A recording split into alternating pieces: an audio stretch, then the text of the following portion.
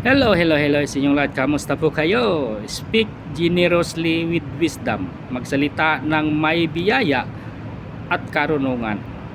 Ang ating pananalita ay may kapangyarihan magpalakas o magpasugat. Kaya paalala ni Pablo, dapat laging may biyaya ang ating salita.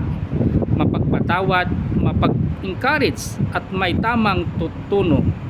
Ang asin ay simbolo ng panlasa at proteksyon ng ating mga salita ay dapat may saysay at nakakatulong.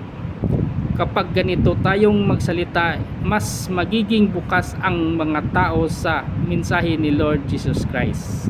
Ano ang sabi niya dito sa Colossians chapter 4 verse 6? Let your conversation be always full of grace, seasoned with salt. Ayan. Salamat sa Diyos sa kanyang salita. At ugaliin natin laging manalangin sa ating may kapal sa ating Diyos. At shout out sa ating mga followers, viewers,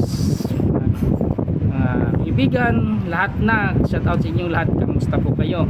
At ingat po lagi kung ano man ang inyong ginagawa.